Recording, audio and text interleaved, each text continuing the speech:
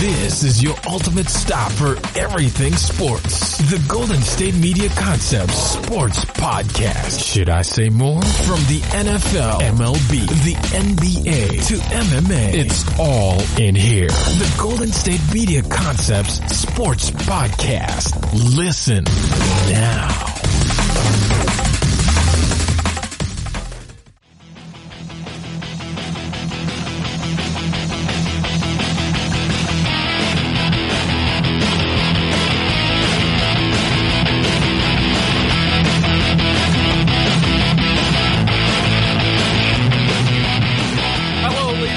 And welcome to the GSMC Sports Podcast, brought to you by the GSMC Podcast Network. I am your host here on this Thursday edition, and I feel like I always say this on Thursday, but I don't know. I guess Thursday edition just rolls off the tongue really well for me. I am your host, Josh Strickland, and it's been a weird week, obviously. I mean, it's Super Bowl week, so obviously Usually most news is going to be insignificant to the Super Bowl. There's usually nothing but the Super Bowl to talk about, which I've mentioned before. Sunday is the big Super Bowl show episode that I'm going to be doing, where I will talk about, I'll talk about the Chiefs season, I'll talk about the 49ers season, I'll talk about their matchup against each other, I'll talk about prop bets, I'll talk about halftime shows, and one other topic, probably Super Bowl related. We'll find out. I'm still working on that last topic. But, I mean, this week has been so weird just because of the Kobe Bryant tragedy that happened Sunday. So there's really not a lot. Like, the sports world is still shocked. Not a lot of stuff going on.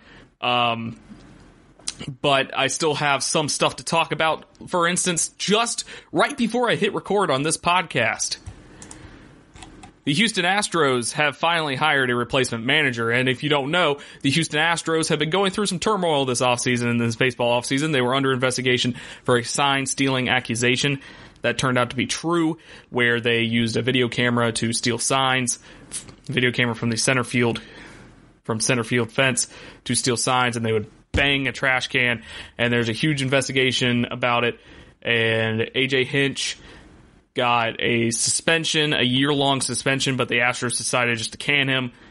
So the Astros are now in a managerial, they're looking for a manager. And they have found their guy. And this guy cannot be any opposite of what the Astros look for.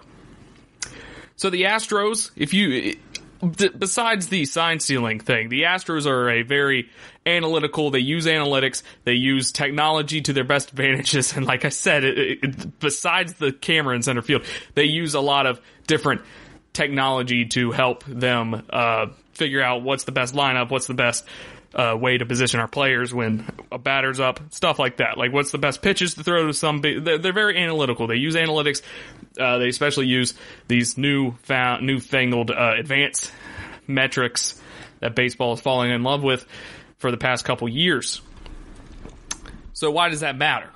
Why does that matter in this managerial search? So you would think they would go for a kind of a new school guy, which they did with AJ Hinch. But I guess the Astros were kind of like, we just need to weather the storm here. We need to lay low for a while. You know, like in the old days when someone would rob a bank, they're just like, we got to lay low for a while. That's pretty much what this is. They hired Dusty Baker. And if you don't know who Dusty Baker is, he's a former San Francisco Giants manager, former Chicago Cubs manager, former Cincinnati Reds manager, and then most recently, Washington Nationals manager. And the best way I can describe Dusty Baker to someone who does not know anything about Dusty Baker is that he is incredibly average. Incredibly mediocre. He knows how to get a team to the playoffs, but he does not know how to win the playoffs. So, let me describe this to you. So when he started managing the San Francisco Giants in 1993 at the age of 44, his first season they went 103-59. They went 103-59. But they didn't win a pennant. They didn't win a World Series or anything like that. Then 94, they went 94, which remember is a shortened year, 55-60. It was a shortened year, shortened season. Then the next year he went 67, 77, then 68, 94, and 96, 90 and 72. But they got swept in the postseason. They lost 3 straight games and got swept in 97. And then they move on to 98, which they went 89, 74, then 86, 76. And then the year 2000, they went 97 and 65. They won a postseason game, but they still lost the series 3-1. Then 2001, they went 90 and 72, didn't make the postseason. And then 2002, 95 and 66, they won the NL pennant, went to the World Series, and then lost the World Series. So then the Giants decided to move on. Dusty Baker became the manager of the Cubs, where his first year with the Cubs was 2003, which is the famous year where the Cubs curse was in full effect. They went 6-6 in that postseason, but they lost. They lost because of a foul ball, supposedly a foul ball being caught by someone that should not have caught it. But that's not the reason they lost, in case you're wondering. So he's with the Cubs for 4 years. They don't make the postseason for the rest of the time he's there. Then he moves on to the Cincinnati Reds. And with the Reds, they're okay. I mean, they only went over 500 3 times with Dusty Baker. Their best season was 2012, when they went 97 and 65. Lost in the first round of the playoffs 3-2. And then 2013, he went 90 and 72. And lost in the wild card game, because I think that was one of the first years that the wild card game was implemented, and the 1-game face-off wild card game. So there you go. And then he got fired from there, moved on from there. He was kind of in limbo for a couple years. Then the Washington Nationals decided to hire him, and this is a Nationals team with Bryce Harper. It's a National team with Max Scherzer. They're ready to win right now. They need to win a World Series. They're expecting to win a World Series, and Dusty Baker is a experienced manager to kind of weather the storm of this clubhouse that the Nationals have. So, what does he do? He goes 95 and 67 in 2016 and loses in the first round of the playoffs. Then in 2017, win 97 and 65 and lose in the first round of the playoffs. As you know, the Washington sports curse, which kind of was broken by the Capitals, the Washington Capitals, and then broken by the Nationals just a year later, I think. The Nationals, of course, won the World Series. So, there you go. The best way I can describe him is that he is a pretty average coach that will get you to the postseason, but don't expect to win. That is the best way I can explain it to you. The Astros, they have a good enough team where they can easily make the postseason no matter who they hired at manager. But I feel like this was definitely more of a move to kind of weather the storm a little bit. They know Dusty Baker can control a clubhouse, and they know he can make sure things are. He's a very old school guy, so there's not going to be any cheating, any electronic cheating, I suppose. He's a 3-time manager of the year, so can't really say he's terrible, but he's extremely average. He's got a .532 win-loss percentage for his whole career. He's managed 3,500 games, so he's got the experience. I think he's experienced in making sure clubhouses are under control, and I think that's the main reason the Astros hired him. Do I think it's a good hire? If you want to win a World Series, it's not a good hire, to be honest. Just the way Dusty Baker has been in his career, as I told you, he's been to the World Series once. He's only won 1 pennant. He's won a couple of divisions, so good for him. But when you're the Astros, you're kind of in win-now mode, especially with the fact that all of those players are kind of tainted now in the world of Major League Baseball, and pretty much the only place they can play is the Astros at the moment, which, of course, that will blow over. If Jose Altuve wanted to go somewhere, someone would probably get him. If Verlander decided to leave somewhere else before he retired, someone would probably pick him up. So, of course, yeah. But yeah. Interesting call for the Astros. Interesting call. It's a very safe move. Like I said, it's a very safe bet, especially with that team. So, Dusty Baker. Hail to the average. So, when we come back, we'll be talking more baseball. We'll be talking about Mookie Betts and the fact that he will probably get traded by the Boston Red Sox.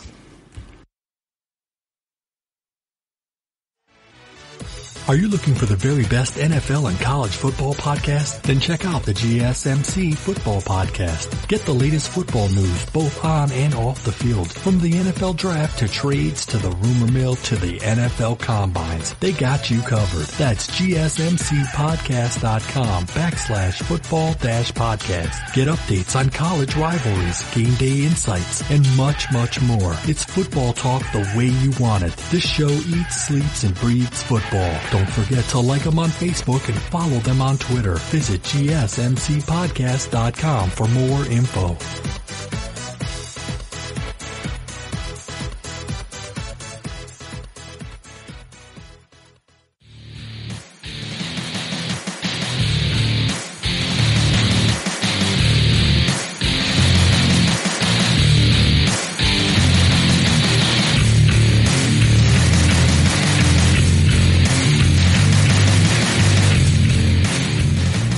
Mookie Betts and the Red Sox are having issues at the moment, and I'm not really sure how else to describe it. It's just issues. So, quick review of Mookie Betts. He's got a $27 million salary for 2020 season. So, of course, the Red Sox do not want to pay that. 2019, Mookie averaged a .295. Got a .295 average, 29 home runs, 6.8 WAR, 80 RBIs, a .996 fielding percentage when playing right field, 15 defensive runs saved. So he's a good fielder. He's a good batter. He's been a star player for the Red Sox, especially last 2 years, especially 2018 when they won the World Series. He was one of the best players on that team just a buzzsaw of a team over there in Boston. So it's interesting that they want to trade Mookie Betts, but when I get further into explaining what the Red Sox are trying to do, it will be kind of more clear why they're going to do it. So, there's two options here. Option one is keep Mookie Betts, sacrifice future value they receive in a trade from teams such as the Padres or the Dodgers or something, teams with rich farm systems that have a lot of prospects that the Red Sox could easily get in a trade for Mookie Betts.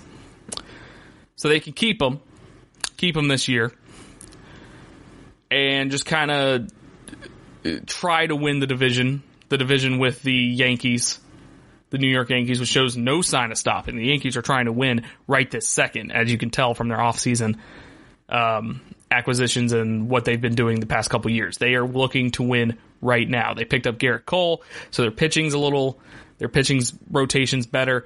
They still have Judge and Stanton up there. So the Yankees are a force to be reckoned with. So the Red Sox, you're kind of sitting there and it's like, should we try to win? Should we try to get a wild card and try to sneak into the World Series or anything like that? Sneak into the playoffs and try to win, go from there? Or should we just kind of trade our best player to get some prospects, get some guys that can play in the next couple years when the whole Yankees thing kind of dies off, and then we can compete from there? So it's really a win now or win later situation, which the Red Sox, they won in 2018, so they're not really in a win now mode. I mean, every team should be in a win now mode, of course, but if you've been a fan of a team that has won championships, you understand that after you win a championship, it's just kind of like, meh, this next year we can do whatever. As long as we don't embarrass ourselves on a national stage or anything, we're fine. As long as nobody does anything stupid, as long as our players are, not cheating or anything, which debatable for the Red Sox. They may have, but anyway, so it's pretty much basically, it's like, do we want to try to win now? We don't think we can win the division against the Yankees, but we can get probably into the playoffs at least, because the Orioles are bad. Tampa Bay is pretty good. Tampa Bay could also hinder that playoff run that the Red Sox might be looking for. So you have that. So option 2, trade Mookie Betts, collect future value, and move toward their goal of getting under the luxury tax threshold in 2020 and resetting their penalty rate to the minimum. So that's another thing. Currently, the Red Sox are over the luxury tax in the MLB. So if they trade Mookie Betts, they won't get under the luxury tax, but they get closer. And they reset their penalty because they're getting penalized every year because they're over the luxury tax. They're paying too much money for players. So that's another thing. You could trade them, get cheap prospects, get some prospects that can help you win in the future and also not cost as much. And then you also get under the luxury tax and stop being fined for being over the luxury tax. So there are a couple teams that are in the race. All of them are pretty much in the same division. They're the NL West. The entirety of the NL West except for the Rockies, because as we discussed in the last episode, the Rockies seem to not want to win or play baseball. So we got the Padres. The Padres have been making huge moves to try to win now after their signing of Manny Machado. They've made a bunch of other signings and recently that I can't name off the top of my head. But the deal with the Padres would probably require Red Sox to take Will Myers, outfielder Will Myers, and his $61 million contract. Will Myers is playing for the Padres right now. He's in the final year of his contract, and it's worth $61 million.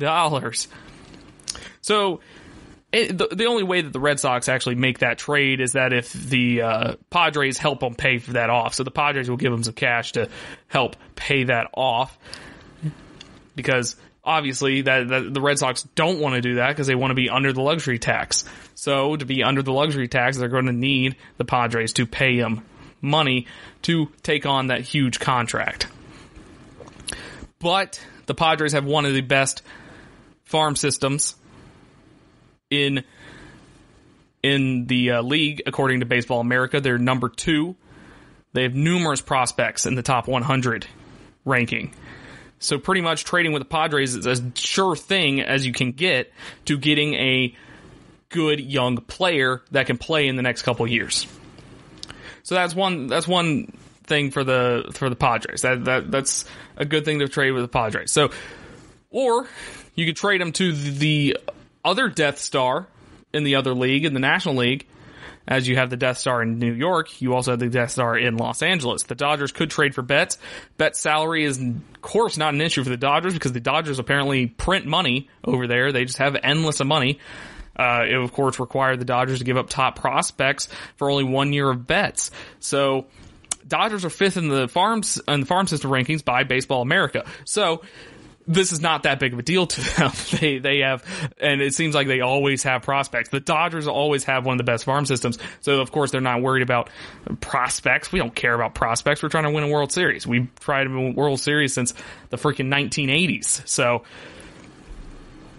here's the thing, though.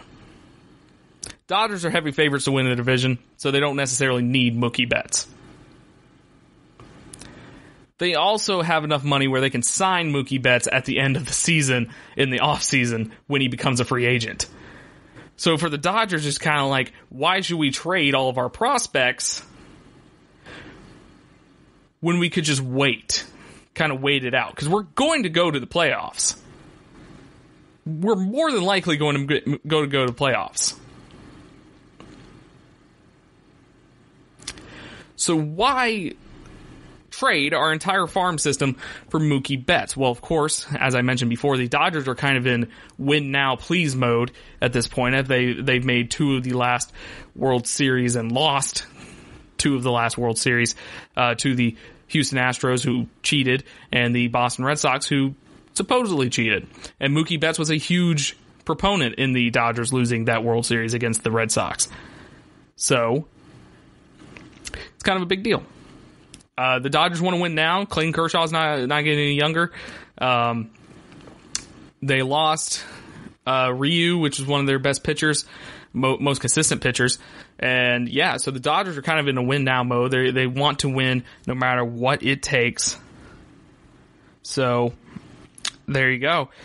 So the Dodgers still in contention there. Diamondbacks.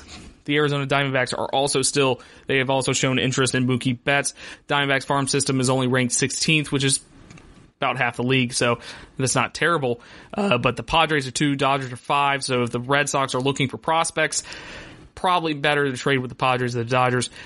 Diamondbacks also don't have the finances. The Diamondbacks can't afford to take on Mookie Betts' contract, more than likely.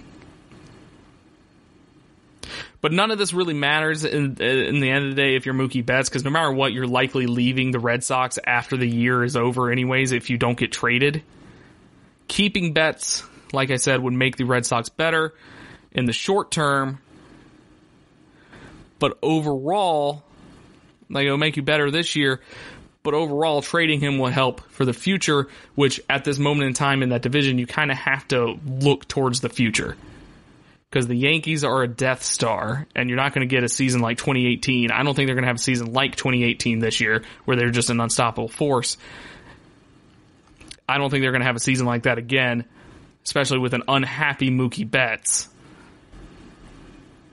So I'm expecting them to trade Mookie at some point in the next couple of weeks before the season starts, before strength training starts. Whether it be to the Dodgers, the Padres, or the Diamondbacks, who knows?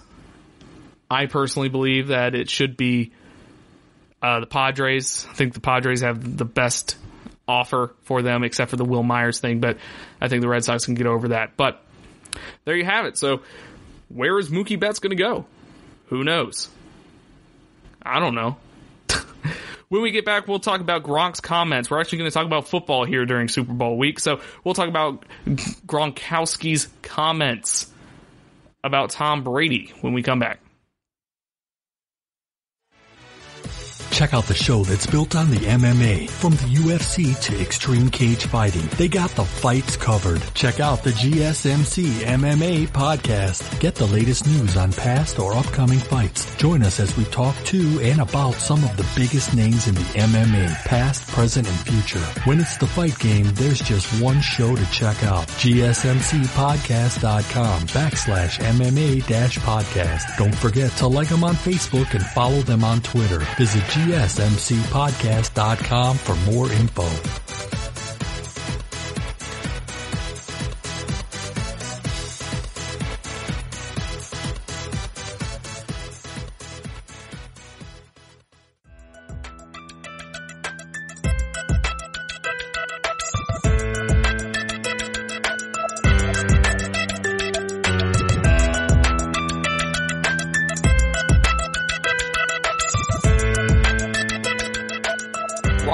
Gronkowski has pissed off the Boston audience, the Boston fan base, because of one thing, one audio clip that he made to the Boston Globe. Of course, everybody's interested in the Tom Brady offseason. This is kind of the offseason of these older quarterbacks, as you have Drew Brees, who may or may not retire, who's a free agent. You have Phillip Rivers, who may or may not retire, who is a free agent. And then you have Tom Brady, who may or may not retire, and he's a free agent. You already had Eli Manning retire earlier this year, or actually last week. So where is Tom Brady going to go? He's, of course, the biggest name out of those quarterbacks. I mean, Drew Brees, you could argue, but Tom Brady is the biggest name. Tom Brady has won multiple Super Bowls. He stayed with the Patriots his entire career, and there's kind of a history there. There's definitely a history between Tom Brady, the Patriots, Robert Kraft, and Bill Belichick. So obviously the Boston Globe, who's interested in this, they talked to Rob Gronkowski at the Super Bowl media frenzy that is going on in Miami currently. And of course they asked him about this because Gronk is a close friend of Tom. At least they were when he was playing for the Patriots. You could tell that they were friends. You could tell that they had a good time together and stuff like that. So we'll see. Let's find out what Gronk says. I mean, you know, it's just an interesting question to ask someone that's kind of close to the situation, supposedly, and they're expecting him to be in contact with Tom. So, what did he say? Here it is. Quote. Perfect quote. I am reading this quote. He said, "I truly believe that he deserves the opportunity to go explore, to see what's out there," Gronk said. I mean, he's been playing for so long, and just the way that he's been playing, just the level he's been playing at, he definitely deserves an opportunity to go out there and test the market. I mean, why wouldn't you? I mean, you've never done it before in your career. He's going to be a free agent for the first time ever, so good for him. Go test the market, then do what's best for himself. That's a decision he has to make, is what's best for himself, best for his family, what he feels like he is going to love. So, he continues on talking about it. He said, if you see a player play on a team for 10 years and go to another team, it's always strange at first, but everyone gets used to it after a little bit. But it would definitely be strange if that happens for a couple weeks, maybe strange. But everyone adapts like any other time it happens. This is, of course, referring to Joe Montana, who... You know, he played for the 49ers, and then he went on to Kansas City, and people were just like, what? You got Jerry Rice, who played for the 49ers for the longest time. He went on to Oakland, and then he went on to Seattle, stuff like that. There's plenty of instances of that in the league right now. But so this is interesting because a lot of people don't consider this. They don't consider that being a free agent is probably really fun. Especially if you're a high-profile player like Tom Brady. You have a lot of teams who want a quarterback. And they think Tom Brady is the greatest quarterback of all time. They think Tom Brady, signing Tom Brady automatically leads you to the promised land. So it's got to be fun. Going to these different cities, these cities that you're used to just being there for business and just playing a football game, not really enjoying yourself. You get to go to these cities, and they're courting you. They're trying to get you to play for them. They're trying to get you to play for them. Play for their fans. Play for their city. Be a moneymaker, pretty much. So I bet these teams are probably going to be shoveling piles of cash into the back of Tom Brady's truck everywhere he goes. Everywhere he goes is going to be high-class dinners for free. He's going to be treated with spa treatments everywhere he goes. It's going to be like a red carpet everywhere he goes. And to me, that sounds fun. Especially if you're Tom Brady, who most people kind of look at you as like a system quarterback under Bill Belichick. Like, you've been playing for Belichick your entire career. There's really no evidence that you can win without Bill Belichick. And, you can't win without the Patriots. So you go from that aura, that place, to going around to teams, and teams are just like, you're the best player. You could easily be the best player that has ever played for this team. That's what these teams are trying to sell them. If you play for this team for 3 years, win a Super Bowl, we'll retire your number like Peyton Manning for over the Denver. Remember when Peyton Manning tested free agency and went to Denver? It worked out for him. And you got to remember that Tom Brady and Peyton Manning are friends. So you bet that he's probably talked to Peyton Manning about this. Because a lot of people, I mean, Peyton Manning is different. Everyone knew Peyton Manning was the guy in charge. He was calling plays at the line of scrimmage all the time. And it didn't really matter what coach was for the Colts or the Broncos. I mean, he led Gary Kubiak to Super Bowls.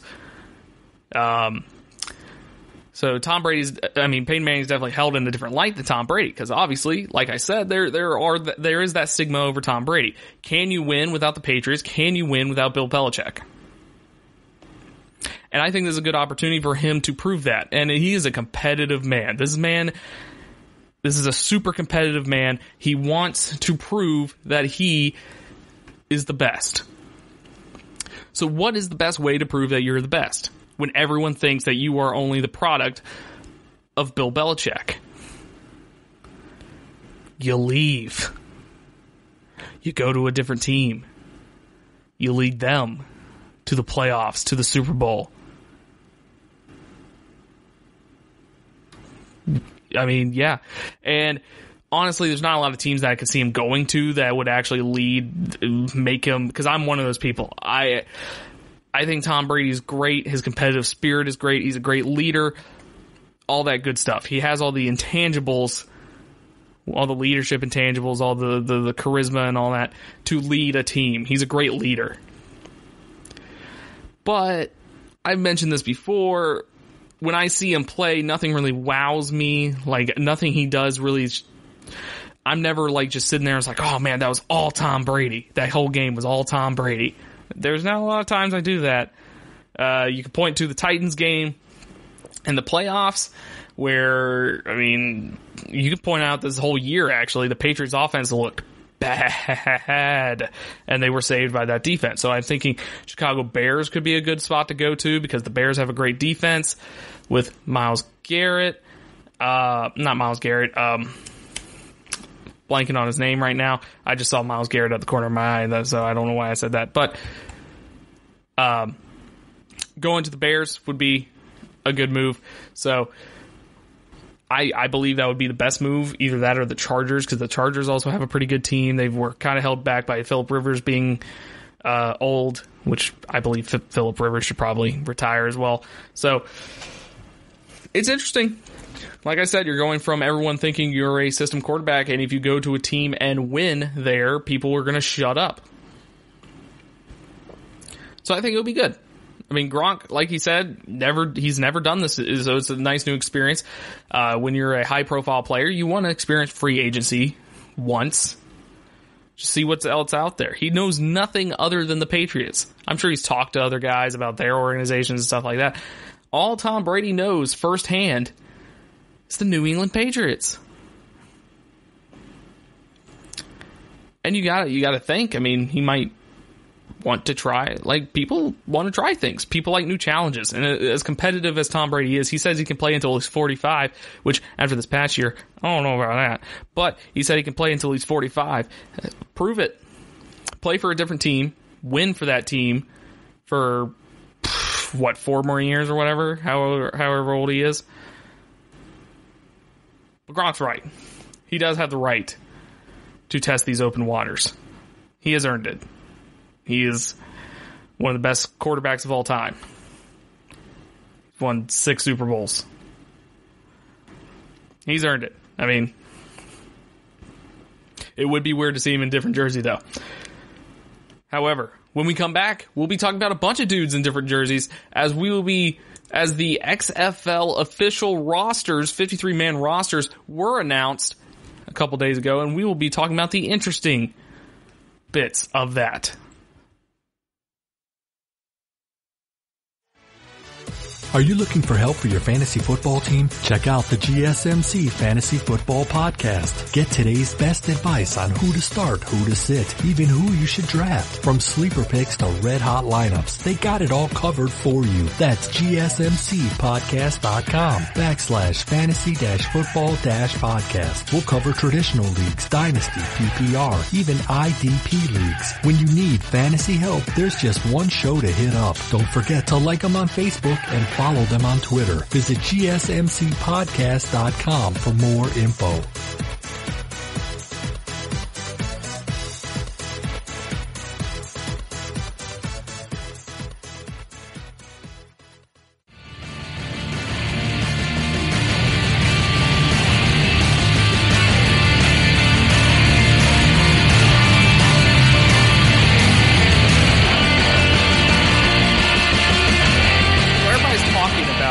NFL and the Super Bowl because they're playing some stupid championship game or whatever this Sunday. What I care about is the real sport that's kicking off soon. The real football league. And obviously, you all know what I'm talking about. I'm talking about the XFL. The XFL, they trimmed down their rosters for their 2020 reboot season. If you don't know what the XFL was, it was a experimental football league in the year 2000. They had the backing of Vince McMahon, current owner of the current XFL, of course, and the WWE, the WWE, wrestling. If you care about it at all, the Royal Rumble was this past Sunday. If you care about wrestling, I'll gladly talk about it. I'm going to talk about it when WrestleMania comes up, because WrestleMania is awesome. But XFL released their rosters a couple days ago, and there's total 416 players, 52 players for each of the 8 teams. They got a 52 player roster. People have seen like the new rules that the XFL has, which are interesting to say the least. But here are some interesting players that are in the XFL. There's some, of course, that used to play for the Alliance of American Football, which I was a big Orlando Apollo guy because I got a free hat. It's one of my favorite hats, too. It's a really nice hat. Oliver Luck, the commissioner of the XFL, mentioned that if there's one thing we learned from watching the Alliance, it was that quarterback play is critical in the game of football today, whether it's pro, college, or even high school. Arguably, your quarterback play is determinative. So we made an effort to sign guys. Some of you played in the AAF, but a vast majority didn't. So they're making an emphasis on quarterbacks, which makes sense because people care about quarterbacks, and quarterbacks are kind of important. I've mentioned before, quarterback touches the ball every play. Quarterback has to perform in every single play. So let's do a quick rundown. If you recognize any of these names, I don't recognize some of these names, so sorry if I don't recognize them. But so you have Cardell Jones for the DC Defenders, Tyree Jackson also for the DC Defenders. For the Dallas Renegades, you have Eric Dungy, played for Syracuse, I believe. Then Philip Nelson, Landry Jones. New York Guardians has Luis Perez, which is from the AAF, Marquise Williams, Matt McGloin. Houston Roughnecks have PJ Walker and Connor Cook. St. Louis Battlehawks have Nick Fitzgerald, Taylor Heineke, Brogan Roback, and Jordan Ta'amu. Don't know if I pronounced that correctly, but all right. Tampa Bay Vipers have Cornelius Taylor, Chase Liddon, Quentin Flowers, and Aaron Murray. Seattle Dragons have BJ Daniels, Brandon Silvers. LA Wildcats have Josh Johnson, Jalen McClendon, and Chad Knopf. So obviously, one name sticks out as Cardell Jones, former Ohio State quarterback. He led them to a national championship after injuries to the first 2 strings of quarterback there. He was the 3rd string, led Ohio State to a national championship under Urban Meyer. And there was a lot of hype around Cardell Jones to do well in the league after that, after he played like 2 games and he showed out in those 2 games. So he's a big get. I thought he'd be bigger in the NFL, but oh well, what you can do. Josh Johnson, journeyman NFL quarterback. He signed for 13 different teams in the NFL, so he's always around. He's always there. Then you have Matt McGloin, which I recognize, Connor Cook, and Aaron Murray. They all were high-profile college football quarterbacks, saw success in the college football level, but Aaron Murray never got traction in the NFL. I thought he would be a good quarterback as well. Another interesting one is Quentin Flowers, and he's playing for Tampa Bay Vipers. He's a former quarterback for USF, South Florida, the Bulls, and he was very exciting to watch. South Florida, at that time, South Florida was just an amazing offense to watch. He is listed as a quarterback / running back on the roster, which is interesting. So, especially with the double pass rule that the XFL is implementing, Quentin Flowers could be used a lot for Tampa Bay. So, Quentin Flowers and Aaron Murray for Tampa Bay makes Tampa Bay kind of a good team in the quarterback realm. And then, of course, you have Brogan Roback, which never really saw the field, but he was a featured player on HBO's Hard Knocks with the Cleveland Browns. He was like the 4th-string quarterback for Baker Mayfield and their quarterback RV or whatever. So, yeah. And so, who's the best quarterback out of these teams? Honestly. Like, who's the best? Luis Perez, he played for the AAF. He showed signs of being really good for the Alliance American Football.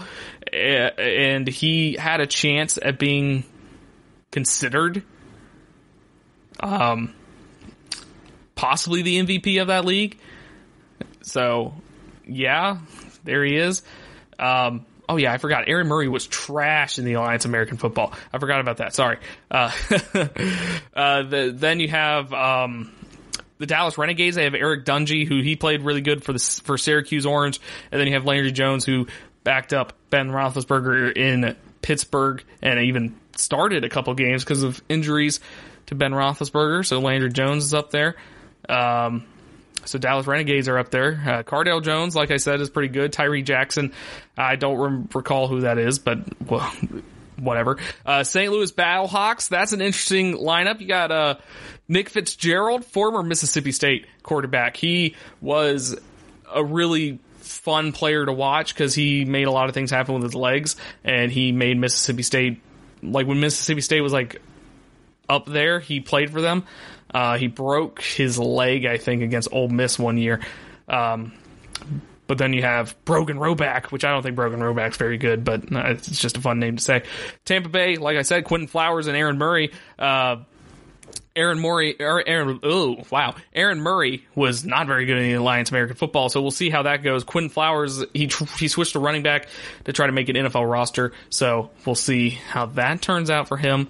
And then LA Wildcats, they got Josh Johnson, which sorry, LA. Other notable players, you got Antonio Callaway, which is a fourth round draft pick for the NFL, but he got off the field issues that led to his release with the Browns. Then you got Sammy Coates, which I thought Sammy Coates was good. When did he get cut?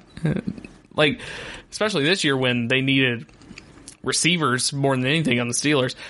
Eli Rogers is also a former Steelers receiver. Then you have Keenan Reynolds, who was the former Navy quarterback who finished 5th in Heisman voting. And he's a running back, I believe. He's listed as a running back. No, he's listed as a wide receiver. Sorry. He's listed as a wide receiver, which is interesting because, I mean, well, it makes sense because he was mostly a running quarterback because, of course, it was with Navy. So, you know, Coney Ely is another interesting name, defensive end. Cameron Artis-Payne, running back, former running back for Auburn. He was really good running back back in the day. So that's an interesting one. Scooby Wright is another interesting player to watch. Marquette King, punter. The punter with all the swag, you know. Don't know what happened to him in the NFL, but he has not played in the NFL in a while, so got him going on there. Nick Novak is a kicker as well. You got Christine Michael, 2nd round draft pick in 2012. Matt Jones, another running back, 3rd round draft pick in 2015. Then Donnell, best name of all time, Donnell Pumphrey, 3rd most rushing yards in a career in NCAA history. So the XFL are definitely looking for bigger names that are outside of the NFL. They're looking for bigger name guys. Connor Cook was a big name for Michigan State, of course. He is actually one of the only guys on this article's picture that doesn't have an NFL clothes on, NFL jersey on, which is funny to me. But so Connor Cook was a big deal. Nick Fitzgerald was a big deal. But it's going to be interesting. I am really interested in the XFL. And yes, I will talk about the XFL. And yes, I will watch the XFL. I watch the Alliance American Football every week. I actually really enjoy the Alliance American Football before it folded. I wish they at least finished the season because my team, the Orlando Apollos, were going to win the championship with good old Steve Spurrier as the head coach. But guess it wasn't meant to be. Oh well. Anyways, when we come back, we'll talk about the Atlanta Hawks launching a new concept, and we're going to talk about this concept because I think it's pretty interesting. So, are you looking to get your college football fix?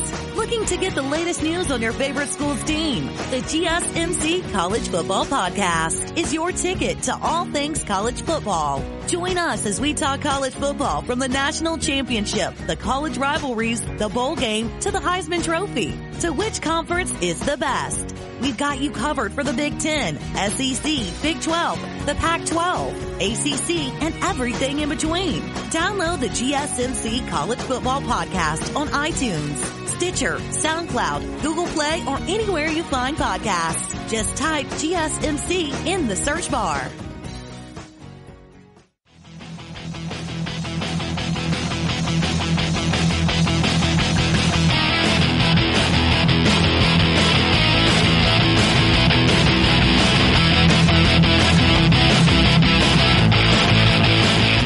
Have you ever been to a sports team sponsored bar?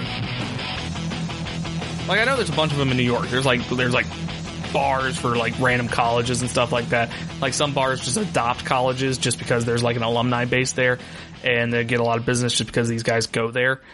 And there's probably stuff like that for pro teams as well in New York. But what about a bar that the team itself actually is partnered with that bar? You know, it's an interesting concept, and the Atlanta Hawks are trying it out coming up in the next couple weeks. Actually, this week. I apologize for that. The Atlanta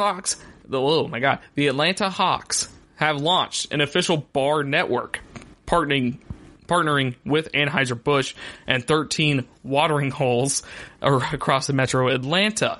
So these venues will show every Hawks game, home or away, offer drink specials based off the games. I'm assuming they better be creative. And then they will also host team events with player appearances. So you can go to this bar for a team event, like season ticket holders or something can have a special like party and be with players and coaches or whatever. And it's an interesting concept to get like autographs, pictures made, and stuff like that. So Hawks Chief Revenue Officer Andrew Saltzman, he said he's looking to extend that brand connection outside of the arena and looking for creative and impactful ways to do that. So they're having an event tonight, Wednesday. I'm recording this on a Wednesday. You're, of course, listening to it on Thursday. So Wednesday night, the Hawks are going to have an event that includes players, Hawks dancers, and then the first 100 fans to show up will receive a Hawks and Budweiser branded Peachtree themed snapback hat, which you've not seen the Peachtree logos or jerseys or anything like that for the Atlanta Hawks. They're pretty nice. I mean, they could be better. I mean, I think the color is a little off, but the logo itself is pretty nice. It is very peachy, you know. This is an important thing. I put it down for a reason. Budweiser and Bud Light will be available for $4 each, which is a fair price. It's a fair price. Would you pay $4 for a Bud Light? Probably not, but, you know, it's a fair price, I believe, for something like this, especially in a bar in Atlanta. I went to a bar in Boston, and they charged me $8 for a bottle of Bud Light, and I was like, this is terrible. Why would I pay that? Anyways, sorry. Tangents. So each bar will also host a Pop-A-Shot contest on a select date, and the winning contestant from each location will win sweet tickets for the Hawks game on Tuesday, February 28th versus the Nets, which that's just a cool quick competition for fans to do for a chance to win sweet tickets, which most fans, the average fan probably would not be able to afford sweet tickets, of course. So it's always fun for normal people to get sweet tickets. You know, it's just cool. So the Hawks worked with Budweiser to determine what were the right places from a geographic standpoint from the way the bar's set up, which, hold up, what does that mean? Because I have my preference of how bars are set up. I like, you know, more divey bars. Like, you know, the classic bar you see in TV, you know, like they have the bar and then they have a bunch of tables and stools or whatever around, and there's a pool table and there's darts or whatever, and I like those. Those are my kind of settings. Like, my favorite bar currently is called Backstreets. It's in Clemson, and there's like a balcony area and there's like an outdoor area. There's a downstairs where it's a little bit more divey. There's like pinball machines and stuff like that. I like that. But what are the Hawks of the Budweiser looking for? Like, what kind of bar setup are we talking about? Like, are we talking about like huge open space with a dance floor? Like, do we have like second floor? How many floors does it need to have? The Hawks prioritize bars that have the best layout for watch parties. So I'm assuming sports bars are probably in the mix. Bars with a lot of TVs and stuff like that are probably up there for that. They're also using data on where fans live as well as fan feedback through two-way social communication, which that's interesting. So they're keeping track with where fans live to make the locations a little bit more central. But when you ask someone about that, it kind of seems invasive, if you ask me. It is an interesting concept, though, to use data that you have. I'm assuming you sign up for like a club or whatever. Like, I know the Atlanta Braves have a club that you can sign up for. It's basically just like a fan thing that they send you emails for deals and stuff and like what's happening on what day. It's probably something like that. And they get where people live based on that, because they probably ask like, what's your address and stuff like that. So that's probably how they get that data. I don't think they're getting it from like social media, so don't freak out if you're a person who gets easily spooked by stuff like that. It's just they probably already have all that information, so they're just kind of putting it through to help figure out what bars are the best bars to put this in. Also give fans input, make them feel a part of the Hawks family. So these fans, I'm assuming, would have input on how these watch parties are happening, especially for away games.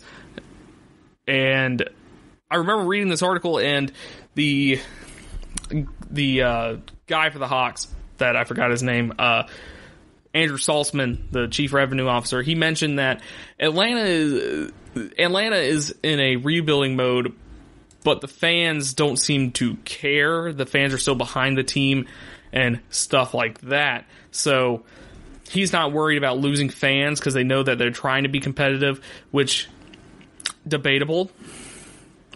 They made a good choice in getting Trae Young, which I'm still angry about that. I thought they drafted Luka, and I was like, oh my God, we drafted Luka, and then we immediately traded him for Trae Young, which, I mean, it worked out for both teams so far. It worked more, I feel like it worked more for Dallas than Atlanta, but people like Trae Young. He plays an interesting brand of basketball. I'm just not into it. I like Luka Doncic a lot better, but that's just me personally. If you feel different, then of course feel free to disagree with me, either in the comments or on Twitter. You can disagree with me any way you want. But anyways, they want to get fans input, and he mentioned that fans are definitely receptive over the current strategy of the basketball team, as they are trying to. They're not trying to tank anymore, but they're still not a good team because they don't have like all the pieces put together yet. But the fans realize that it's coming together, and they're excited about it. So there we go. I mean, can't blame them. So Hawks plan on expanding the program in the future, but will stick with the initial 13 bars for the remainder of the season. They're thinking about going out of state, maybe going into South Carolina, going into Alabama, maybe North Carolina, not North Carolina, maybe Tennessee. They want to expand it a little bit, but the NBA has rules against this. You cannot market outside of your official geographic footprint within the NBA. So, for instance, the Hawks cannot advertise in Charlotte. Charlotte cannot advertise in Atlanta. Atlanta can't advertise in Miami. Stuff like that. So, and that's just so each team has a chance to actually win over their home crowd, which some people don't. But, we're not going to talk about the Chargers. They're not the NBA. But yeah, I thought this was interesting. I thought it was interesting that the Hawks are officially branding these bars as official bars of the Atlanta Hawks, I guess. And it's going to be interesting how these events turn out. I feel like a lot of people would come to see these events, but you never know. Especially if you have players there. Like I said, they have an event Wednesday night that is going to go down. It would have already happened, so you might see it on Twitter if you look up Atlanta Hawks Twitter on after you listen to this. So we'll see how it turns out. I think it's interesting. I think it's a good PR/marketing move because you're showing a little bit more interest in your home crowd and stuff like that. But that's all I really have to say about that. When we come back, I don't really have another sports topic to talk about, so I'm just going to talk about me blowing it in trivia. So stay tuned. Check out the show built around the women of MMA. From the UFC, Invicta FC, Bellator, and one championship. We got the fights covered. It's the Golden State Media Concepts Women's MMA Podcast. The latest news of upcoming fights, discussions of previous matches. Join us as we talk to and about the biggest names in women's mixed martial arts. Past, present, and future. When it's the women's fight game, you know where to listen to. The Golden State Media Concepts Women's MMA Podcast.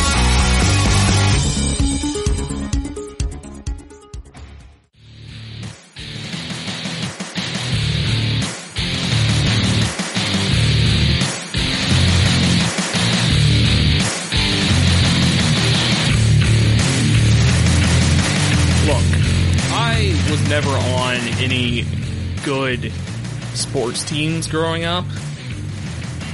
So like when I was in rec league, like rec league doesn't really matter, especially when you're a kid, unless you're like super into it. But in rec league, I was on a team that went to the championship and we got absolutely blown out in the championship, but I didn't really care because I didn't really play, because coach hated me, but it's fine. But like I played football in middle school, played on a team that went 0-8. Then first year of high school, freshman year, the freshman team I was on, we won 2 games. We went like 2-6, I think. Then JV, we went 5-5, I believe.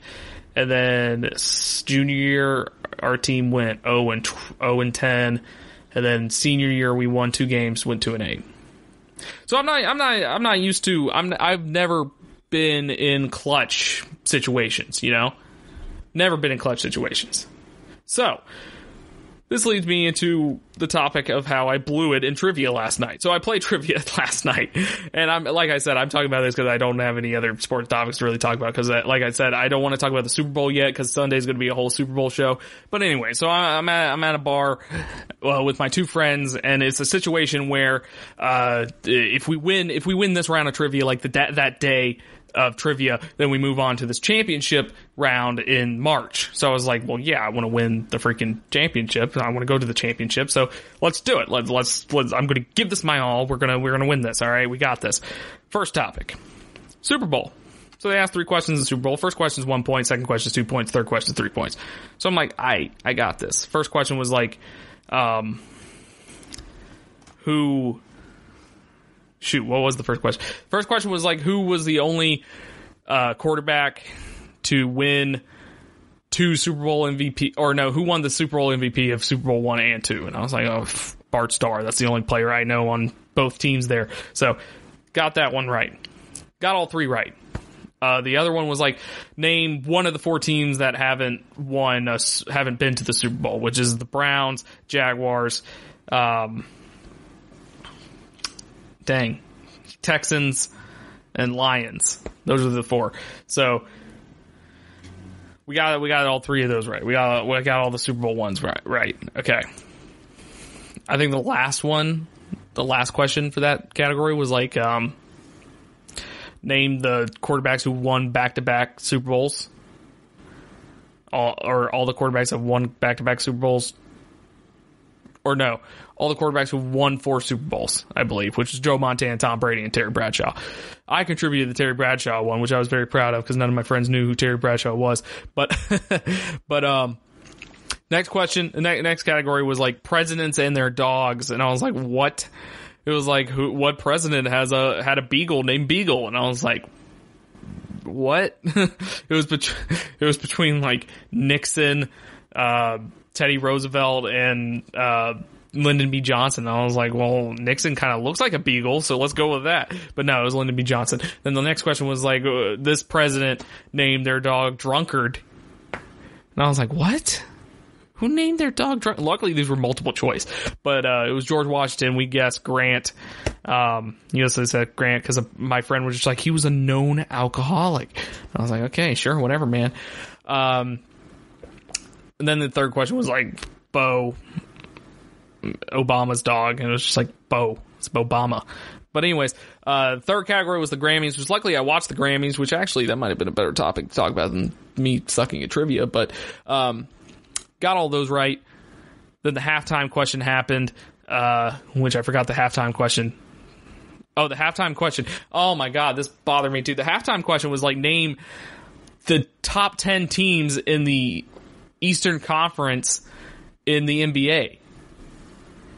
And like, we had 9 of them down, and I was like, oh man, we named them all out first. Like, we tried, at least. We had 14, and we were forgetting one. And I was like, what is this? What was the team that we are forgetting?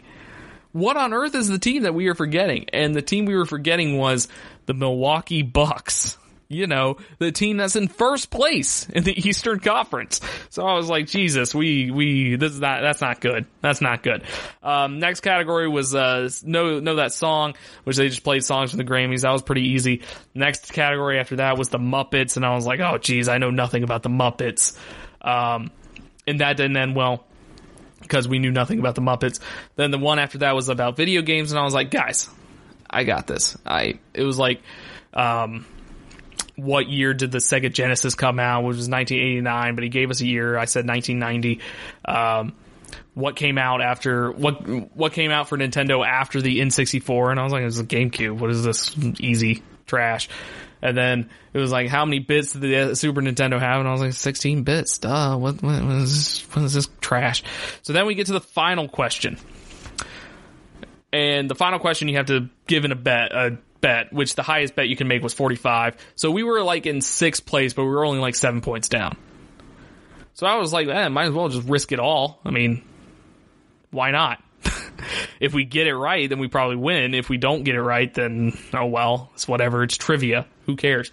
So the category was video game release dates. And I was like, I think I can get it. So then we put down full 45. Bring it up there. So then the announcer dude, he's just like, okay, you have to put these 5 video games in order from release, earliest to latest. And it was like Wave Race 64, WWF No Mercy, Mario Golf, GoldenEye, and Tony Hawk Pro Skater 2. So we start deliberating. And I'm sitting there, it's like, I know Tony Hawk Pro Skater 2 came out last, because I feel like that was much later. That was like one of the last games for the N64. And I know Wave Race 64 came out first, because that was like a launch title for the N64. So we got the 2 end pieces. Then after Wave Race, I was like, okay, I think it's GoldenEye, because the guys who made GoldenEye made like 5 other games for the N64. So I think GoldenEye was pretty early in the cycle. So we put GoldenEye second. So then Mario Golf and WWF, originally we put Mario Golf third and then WWF fourth. And then right before we turned it in, I was kind of like, I don't know, guys. I feel like Mario Golf came out later. Then my other buddy was just like, yeah, I kind of feel like that too. Then the third guy was just like, I don't know. So, you guys do whatever. So we switch them. We switch Mario Golf and WWF, and then we turned it in. The guy gets on the announcement, and he goes, here's the correct order from earliest to latest. Wave Race 64, GoldenEye, Mario Golf. And we were just like, oh no.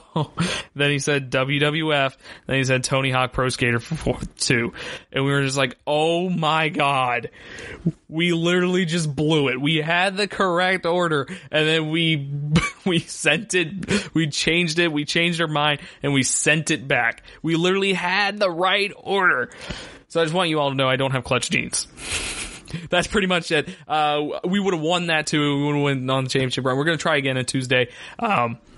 But it was just so disheartening to know that I was right the first time and I changed it. So, I'll make a call to action here. Have you ever blew trivia? Let me know if you blow trivia ever. Let me know in the comments. Let me know on Twitter at Strickland_Josh. You can follow GSMC Sports on Twitter as well with GSMC_sports.